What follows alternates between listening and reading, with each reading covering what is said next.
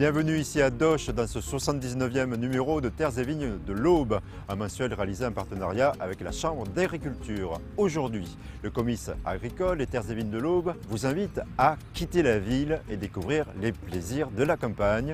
C'est notamment grâce au Dimanche en campagne. Il s'agit de la 18e édition et sachez qu'il y a 62 sites qui ouvrent leurs portes ainsi que 290 acteurs. Alors on va parler bien évidemment de détente, de dégustation, de lieux insolites, de bonnes adresses et d'échanges avec le monde agricole. Un beau programme. À mes côtés, Dany Dubuisson, vous êtes un peu l'organisateur, le maître en œuvre, celui qui a eu l'idée de ce Dimanche à la campagne. Et j'ai envie de voir avec vous, quel est le principe de ce rendez-vous? Ben, je l'ai déjà dit plusieurs fois, c'est la ville qui doit venir à la campagne. Et avec quelle volonté? On a une volonté on veut absolument montrer aux citadins comment on travaille chez les agriculteurs qui nous reçoivent sur les sites, mais aussi côté rural qu'on ne veut pas négliger, où dans les villages il y a beaucoup d'animations. Et ça compte aussi dans le Dimanche à la campagne. Montrer qu'il y a de la vie. Voilà. Jean-Franck, on se trouve ici chez vous, à Doche, dans votre exploitation. Alors, pourquoi vous avez choisi de participer à ce rendez-vous, le Dimanche à la campagne? À la base, c'était en fait, quand on a créé l'activité de vente directe, qu'on a créé l'élevage aussi à l'époque, le but c'était vraiment d'expliquer à la clientèle comment on produisait, les méthodes qui sont des méthodes qui nous sont propres quelque part. Donc on voulait expliquer au départ voilà, comment ça se passait, sans faire de kermesse ou de choses comme ça. De longtemps, on a juste ouvert la porte. Un détail tout de même, vous avez arrêté pendant 2 ans, pour quelles raisons, brièvement? Alors on a eu le malheur, voilà 2 ans en mars 2012, où tout a été détruit par un incendie au niveau de l'élevage. On avait perdu bâtiments et animaux malheureusement. On vient de passer 2 ans galère. Là la galère est finie et donc Alors, vous fêtez la réouverture. Voilà. Merci pour ces explications. On est tout de même déjà à la 18e édition et pourtant certains sites participent pour la première fois. C'est le cas de Radonvilliers, c'est tout le village qui se mobilise et vous allez voir, c'est plutôt amusant puisqu'il y aura une ambiance western et ceux qui font des voltiges et les cow-boys ne sont autres que les agriculteurs. À Radonvilliers, ils sont une dizaine à s'être lancés pour la première fois dans l'opération Un dimanche à la campagne. Issus de la mairie ou du comité des fêtes, ils veulent faire savoir que leur village est bien vivant. Les participations qu'on a aujourd'hui, c'est des participations internes. On fait un feu de camp, on fait le 14 juillet, mais il n'y a pas d'extérieurs qui viennent. Donc nous, on a un petit village sympa. Ce qu'on voudrait, c'est le faire visiter. On a une salle des fêtes qui est toute récente. La salle des fêtes constitue le point de départ des animations, restauration, tracteurs anciens et d'autres propositions venues des habitants. La salle des fêtes, on a une 50aine de tableaux exposés par des gens locaux, des peintres amateurs. On a également une ferme miniature ou un 32e qui va représenter la culture tout au long de l'année. Et on a une collection de poteries. C'était des poteries, tout le monde en a chez soi. Poterie miel. Poterie miel, donc c'est des terrines, les anciennes terrines qu'on mettait au four, donc qui étaient fabriquées ici sur Radonvilliers. Autre lieu de l'histoire locale, l'ancienne forge du village ouvre ses portes et renaît pour une journée de ses cendres. Et il va faire des démonstrations, il va rallumer la forge, et on va avoir des démonstrations, il va faire un petit peu de ferronnerie, peut-être avec les enfants faire taper sur l'enclume sur un matériel chaud. Voilà. À 2 pas de là, les chevaux sont au cœur des animations pour les grands et les petits. Je vais présenter la race et puis je vais faire quelques numéros avec un poney en liberté. Des poneys mais aussi de vrais chevaux avec pour objectif de plonger dans l'ambiance western. Voici Urfa, petite demoiselle, et Lucky, tenue donc cow-boy. Nous avons déjà les chevaux, type américain, qui vont bien avec. Donc il y a les selles, il y a tout le matériel qui va faire que nous sommes vraiment type western. Basse-cour, présentation d'animaux de la ferme, une partie des cow-boys ce jour-là ne seront autres que les agriculteurs éleveurs du village, des agriculteurs capables de réaliser de la voltige. Un pied sur un l'étrier de l'autre côté de la selle, donc descendre de la selle pour remonter quand le cheval est au galop, coucher les chevaux, faire cabrer les chevaux, surtout une, Urfa, impressionnant. Pour nous, non, mais pour peut-être le spectateur, peut-être. Ces cavaliers s'entraînent depuis le mois de janvier. 45 bénévoles s'apprêtent à surprendre le public. Vous l'avez vu à Radonvilliers, en tout cas ils sont très mobilisés. C'est la première fois que le village participe. Est-ce que justement vous cherchez à proposer des nouveautés? Déjà 18 éditions, c'est pas forcément facile. Non, bien sûr, mais donc on fait un petit peu notre marché, si on peut dire. Et donc par relation, cette année on a déjà plusieurs sites au niveau agricole qui sont venus ou revenus, comme chez Franck aujourd'hui. Et on a cherché aussi quelque chose d'un petit peu différent avec la ruralité. Et donc on a pensé un village comme Radonvilliers, où il y a une animation, une bonne animation. Donc je pense que ça va être attractif pour les visiteurs. Ce qui est important pour vous, c'est de dire, c'est pas seulement le monde agricole, c'est le monde rural également? Ouais, nous, ce qu'on souhaite au comice agricole, c'est la ruralité. Montrer un petit peu qu'il n'y a pas que des agriculteurs, il y a des gens qui font vivre les campagnes. Et ça, c'est quelque chose qui est à montrer. Est-ce que vous êtes sélectif sur le choix des animations et les lieux qui sont proposés, qui participent? Bien sûr, on fait déjà un appel au début d'année à tous les gens qui participent régulièrement. Et puis on lance des candidatures. Et notre charte, elle est toujours là. On surveille quand même que ça reste vraiment dans la ligne du dimanche à la campagne. C'est-à-dire, c'est pas une foire, quoi. Non, non. Merci pour les explications. Je propose à présent de découvrir d'autres sites. Il y a des sites qui participent pour la première fois, c'est notamment le cas de la Tuilerie à Soulaine-d'Huy. Alors là, c'est un lieu insolite et c'est bien aussi dans l'esprit, je trouve, de ce monde rural plein de surprises. À Soulaine-d'Huy, c'est un lieu unique qui ouvre ses portes pour la première fois lors du dimanche à la campagne. Et ce jour-là, donc, il y aura des visites qui vont être organisées toute la journée. Il y aura également les personnes qui travaillent ici qui vont faire des démonstrations du travail qui est réalisé ici. C'est-à-dire qu'il y aura des démonstrations de tournage, de moulage de carreaux, de tuiles et de briques, et ainsi que la visite de ce grand four qui est un des derniers grands fours à bois de France. Pour réchauffer tous les produits qui sont dans le four, vous avez 4 jours de petit feu. Donc on allume un petit peu la journée. Et après vous avez 5 jours de grand feu. Là par contre on est à 2 à s'en occuper et c'est 24 heures sur 24. En mettant du bois toutes les 10 minutes. Parfois, les visiteurs n'osent pas franchir le pas de porte, alors qu'ici, la gérante aime montrer les coulisses. On essaye de découvrir tout ce qu'il y a dans le village, quoi. Et ça a l'air d'être un village vraiment superbe. J'habite pas loin et je connaissais pas du tout. Et de l'autre côté, vous avez donc des tuiles plates qui sont en train de sécher pour un chantier monument historique. Et la tuile plate, le crochet est fait avec le pouce. Voilà. Donc c'est 40 000 coups de pouce. C'est un coup de main à acquérir. Un coup de main, c'est un coup de main.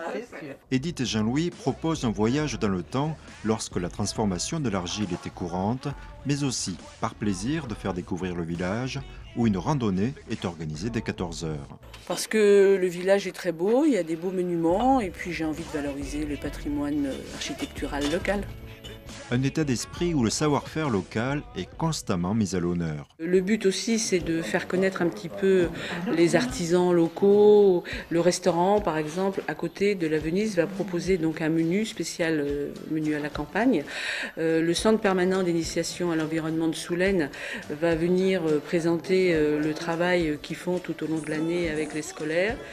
Il y a quelques artisans qui travaillent la terre qui vont venir et une association de Troyes qui s'appelle Urban Life qui va nous faire un graphe et aussi du graphe participatif pour les enfants. Les visiteurs pourront, après la buvette, découvrir des nouveautés réalisées en partenariat avec des designers. Depuis quelques années, nous travaillons avec des jeunes designers de la région Champagne-Ardenne. Et le but, c'est de montrer que les artisans sont aussi capables de faire des choses un petit peu différentes. Et là, nous travaillons sur un projet de nichoir. Au programme des surprises à chaque pas, une vie rurale inattendue. Franck Jeanne, je rappelle qu'on se trouve chez vous, ici à Doche, où vous êtes à la fois éleveur et boucher. Et durant cette journée du dimanche à la campagne, qu'est-ce que vous allez proposer? Alors moi, l'objectif, c'est de montrer ce qu'on fait au quotidien. C'est pas de faire une kermesse, hein. Depuis le début, l'objectif c'est vraiment de montrer que derrière le magasin, il y a vraiment une exploitation agricole. C'est-à-dire quel type d'animaux? Alors moi je me suis toujours concentré sur la production l'engraissement de porc, de volaille et de veau gras. Hein. Donc toutes les viandes blanches du magasin sont produites ici. Et donc j'ai des collègues qui font la partie viande rouge. Là, on entend bien les poules derrière nous. Et je crois que vous avez d'ailleurs une anecdote à ce propos avec les enfants. Ah, sur le dimanche à la campagne, effectivement, à l'époque, j'avais un pondoir où on pouvait bien visualiser la poule en train de pondre.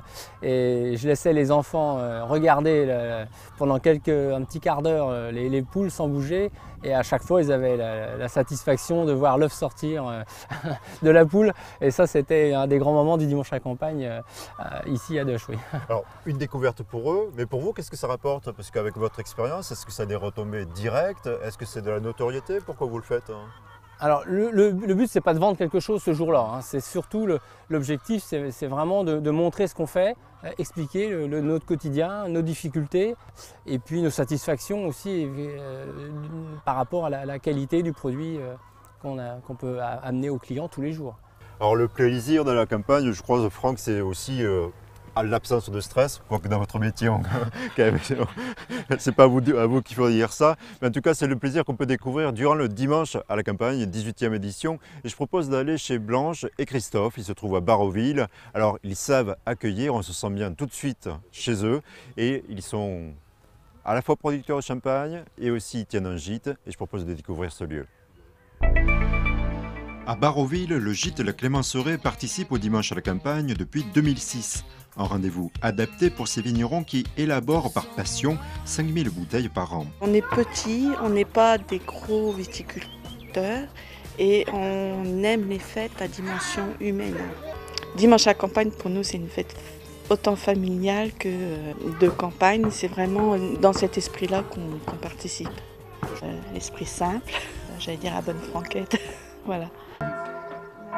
Les hôtes du jour correspondent au public attendu, des Belges, des Parisiens, des clients fidèles, venus de loin ou juste à côté, redécouvrir les gestes du champagne. Nous, on a des champs, faire de la bière, mais pas, pas de champagne. On s'est rendu compte que les Bar-sur-Aube étaient très très loin pour Troyes. Donc le premier public privilégié pour ce dimanche à la campagne, ça va être les Troyens, en espérant qu'ils viennent nombreux, accompagnés par le soleil. Les visites et explications sont assurées par Christophe, qui préserve l'authenticité du roi des vins en réalisant tout à la main. Pour épurer ce vin et de l'approcher du goulot pour nous permettre ensuite de pouvoir enlever et la capsule et les particules qui sont à l'intérieur du vin pour rendre un vin qui soit clair. Voilà, donc la bouteille étant ouverte, bien maintenant il consiste à la mettre sur la doseuse pour pouvoir insérer la liqueur d'expédition et avoir du champagne brut, sec ou demi-sec, en fonction des attentes de nos clients. C'est un geste qui malheureusement a tendance à se perdre. Le gel du col et l'habillage en lui-même sont carrément robotisés de A à Z. À l'attention des hôtes, ces pieds de vigne ont été plantés dans le jardin. Chacun pourra s'adonner à la taille, un rendez-vous réclamé par les fidèles. Généralement c'est le plaisir et puis pour ceux qui sont à revenir chaque année, voir l'évolution des plants de vigne qu'ils ont été amenés à tailler ou à voir être taillés les années précédentes. Le midi, nous aurons la joie de servir des lentilles, un petit salé lentilles. Et puis, le côté ludique de la chose, les enfants auront possibilité d'avoir des jeux à proximité des jeux de plein air. Et puis, pour les adultes et pour les enfants aussi, il y aura un bal folk. Entre 100 et 150 personnes sont attendues, soit beaucoup moins que les milliers de visiteurs de la route du Champagne en fête. C'est beaucoup plus curieux et beaucoup plus valorisant pour le métier même de viticulteur. Notez qu'il y a en fait des chansons aussi. Voilà. À mes côtés, à présent, Joël Falmet, vous êtes le porte-parole de Terres et Vignes de l'Aube. C'est le même nom que l'émission, mais finalement, quelle est la fonction de Terres et Vignes de l'Aube? Donc Terres et Vignes de l'Aube, c'est un collectif. Donc le but, c'est de fédérer toutes les actions de communication et les festivités dans le cadre de l'agriculture et de la ruralité sur le département de l'Aube. Donc voilà, donc ça a commencé la semaine dernière avec l'agri-citadine à Troyes. Là, il y a le dimanche à la campagne. Et ensuite, il y aura la route touristique du Champagne. Donc en fait, c'est mettre en relation le grand public et le monde professionnel. Voilà, c'est expliquer à nos concitoyens ce qu'est l'agriculture aujourd'hui. Alors, on était à l'instant à Baroville, on a vu ce sont des producteurs modestes de champagne, 5000 bouteilles par an si je me souviens bien. Il existe également la route du champagne en fête parmi les rendez-vous de Terres et Vignes de l'Aube, mais on a l'impression que pour les dimanches à campagne, les vignerons participent un peu moins. Je me trompe ou pas? C'est deux choses différentes. La route touristique du Champagne, c'est un village ou 2, 3, 4, 5 villages qui s'animent en même temps. C'est plutôt un côté festif qui est plutôt destiné à des gens qui viennent hors département. Le dimanche à la campagne est plutôt destiné aux gens qui sont du département. C'est plus intimiste. Ils sont plus à la découverte des gens qui travaillent, qui font le travail. La route du Champagne en fête, c'est plus fêter le champagne. Joël Felmé, merci pour les explications. Dany Dubuisson, vous êtes avec nous encore. J'ai envie de voir, mais finalement, ce rendez-vous du dimanche en campagne, il sert à quoi? C'est découvrir le patrimoine, c'est découvrir les produits du terroir, c'est découvrir le monde rural. Est-ce qu'on peut détailler encore? C'est les trois choses que vous venez de dire. Il y a les exploitations agricoles avec certains qui font de la diversification, qui font de la restauration, et puis aussi donc le patrimoine aussi à découvrir. Ici on est à Doche, le moulin c'est quand même quelque chose. Est-ce que vous voulez montrer une image de la campagne à l'ancienne ou bien la réalité d'aujourd'hui? Non, mais de toute façon sur les exploitations, les gens, on ne cache pas le matériel moderne, c'est ça l'avantage, mais pour revenir aussi avec la ruralité, avec tous ces gens qui font des bijoux, qui font toutes sortes de choses, de l'artisanat en association. Donc ça c'est la ruralité qu'on veut garder absolument. Alors que le cochon va sortir. Autre exemple à présent, ça se passe à Yèvre-le-Petit, où là, tout simplement, les personnels donnent des conseils et vendent des produits horticoles. Et c'est un bon moyen donc de découvrir ces métiers de la vie agricole en monde rural. Et là, je vais avec Franck, parce que pendant ce temps, il y a un cochon qui s'est évadé. Allez, on va le chercher.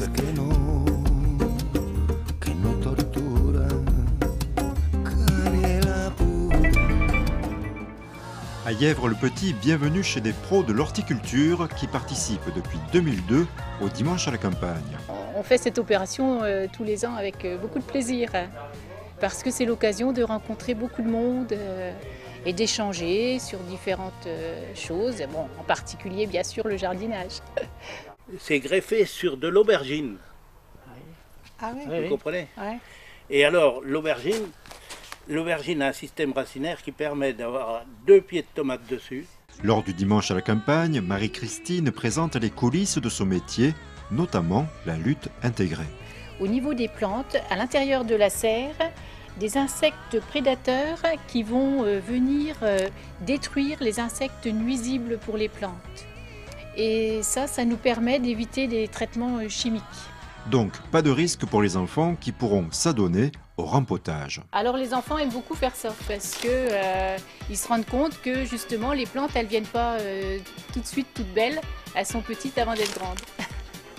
Les grands ne sont pas oubliés. Les familles qui viennent fidèlement à ce rendez-vous pourront déguster et repartir avec des souvenirs. Outre la visite des serres, vous allez pouvoir vous restaurer déjà, c'est important aussi, avec des crêpes, des sandwichs. Et puis nous avons un bar à soupe. On a aussi une dame qui va venir faire des cakes aux fleurs de pâquerette et des tartes aux orties. On a après dégustation de vin de rhubarbe. Vous allez pouvoir repartir avec des jus de fruits, des confitures, de l'artisanat, aussi des promenades en calèche. Vous allez pouvoir visiter la campagne gratuitement en plus. Accueillir du public, cela demande un long travail de préparation. Pour Marie-Christine, ouvrir ainsi ses portes est un atout. De montrer que l'horticulture est vraiment une production agricole. On fait des semis, on fait des boutures, on fait le rempotage, à la différence des jardineries, des supermarchés où on peut trouver des plantes mais qui ne sont pas produites localement. Et c'est ce qui plaît aux visiteurs qui repartent quasiment tous avec des fleurs, des légumes, des conseils pour embellir les jardins au bois. On continue notre visite à la campagne et ici à la ferme de Jeanne-Franck. Mais j'ai envie de voir avec vous d'abord Dany Dubuisson. Ils sont combien chaque année à venir au dimanche à la campagne, les visiteurs? On compte, si le facteur c'est le beau temps. Ouais. Et on compte entre 20 et 25 000 visiteurs si le temps le permet. La formule, elle est unique en France. On est les seuls à faire le dimanche à la campagne. Joël Falmet, donc ça attire beaucoup de monde. Mais j'ai envie de voir avec vous, est-ce que ça montre une image un peu différente des a priori entre agroalimentaire, agro-industrie, et finalement là ça permet une vraie rencontre avec le monde agricole. C'est vraiment ça l'intérêt? Oui, c'est l'intérêt, c'est de montrer vraiment les agriculteurs et les agricultrices qui font le métier, de la manière qu'ils font, le plus naturellement possible, et aussi la diversité des productions qu'on a sur le département de l'Aube. Je parlais d'un élevage de poules, de porcs, de la vigne, de l'arboriculture, des fleurs. Vous avez... C'est utile selon vous pour la profession, cette rencontre directe? Oui, c'est utile pour faire connaître le métier d'agriculteur, pour aussi retirer des fois les a priori qu'on pourrait avoir sur l'agriculture, enfin que les gens pourraient avoir sur l'agriculture. Donc c'est très bien d'ailleurs, si ça se renouvelle depuis 18 ans, c'est qu'il y a un succès qui est là, quoi. Donc, on l'a vu, ça attire énormément de visiteurs, quels qu'ils soient. Mais quel est votre conseil pour réussir cette journée-là? C'est de voir 10 sites, 2, 3 sites Bon, je pense qu'il faut se servir de la carte et puis se faire un petit parcours où on fait le moins de kilomètres possible. Et puis il faut prendre le temps sur un site pour croiser les propriétaires, pouvoir poser des questions. Je vous propose de voir une initiative menée à Romilly-sur-Seine. Alors il s'agit tout simplement de producteurs locaux, comme vous, qui ont choisi de travailler ensemble et de proposer une boutique prochainement. Et ils profitent d'un dimanche à la campagne pour communiquer sur ce projet. François Grandjean défend certaines valeurs de l'agriculture de qualité. L'agriculture raisonnée, raisonnable et tracée. Et mettre en avant la qualité, avant tout. François préside l'association Ferme des Saveurs. Il a choisi de participer pour la première fois au dimanche à la campagne afin de promouvoir le projet de vente directe à magasin d'ici 2015. Au lieu d'être chacun sur nos fermes, on a décidé de faire on fera comme aujourd'hui un marché. Et là, ça sera plus une animation pour faire découvrir les producteurs au niveau des consommateurs. Et on parlera tous ensemble de nos produits, de nos exploitations, de ce qu'on produit et de ce qu'on mettra en vente dans le magasin de producteurs. Et de voir si les consommateurs adhèrent, quoi.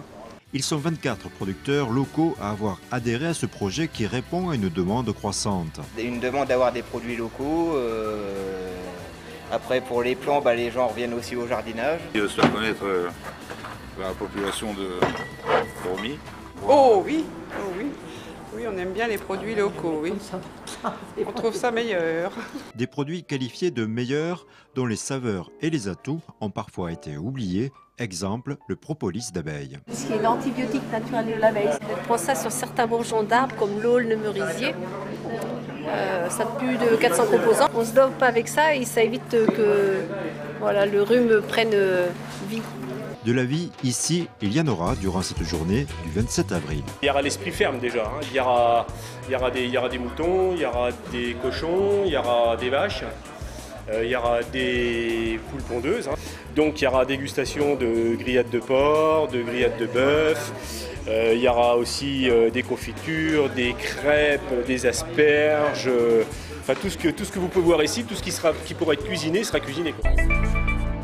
Là, on quitte Romilly, on a vu des producteurs locaux comme vous. Vous accueillez le grand public une nouvelle fois cette année, ça y est, vous y revenez. Ouais. Mais quel est le but? C'est de surtout insister sur les animations, donner du plaisir ou bien votre métier et expliquer comment ça marche? L'état d'esprit est toujours le même, c'est toujours montrer ce qu'on fait, expliquer comment on fait, pourquoi on le fait. Et puis on goûte au plaisir aussi de passer un petit moment de convivialité, de proposer un petit sandwich, d'un petit pique-nique, enfin quelque chose de convivial où on peut passer un petit moment ensemble avec les visiteurs. Joël Falmet, est-ce que ce rendez-vous quand même met du lien entre nos assiettes et le monde agricole et finalement les filières? Oui, ça permet de découvrir les filières. Ça permet aussi de comprendre toute l'importance de l'agriculture dans le département de l'Aube. Parce que, comme ici, chez Franck, ces animaux sont élevés sur le département, tués sur le département et consommés sur le département. Donc voilà, c'est toute la filière et dans tous les secteurs d'activité, on voit bien la complémentarité de la filière agricole et l'importance de l'agriculture dans le département de l'Aube. Dany Dubuisson, le dernier mot sera pour vous. Quel est votre meilleur souvenir de ce rendez-vous, un dimanche à la campagne? Mon meilleur souvenir, il est il est assez large. Mon meilleur souvenir, c'est le soir quand je rentre après un itinéraire où j'ai visité une dizaine ou une douzaine de sites sur le département, qu'ils soient agriculteurs ou d'autres personnes qui font des activités. C'est ça mon meilleur souvenir. Le soir quand je rentre, je suis content que notre journée est réussie parce que c'est un travail quand même mis en place depuis 6 mois. Vous l'avez compris, c'est une réussite à chaque fois. Ça s'appelle Un dimanche à la campagne. Ça aura lieu le 27 avril de 10h à 19h. Il y a 62 sites, il y a 290 personnes qui participent à votre accueil. Merci à nos invités, merci à vous de nous avoir suivis et à bientôt sur les terres et vignes de l'Aube.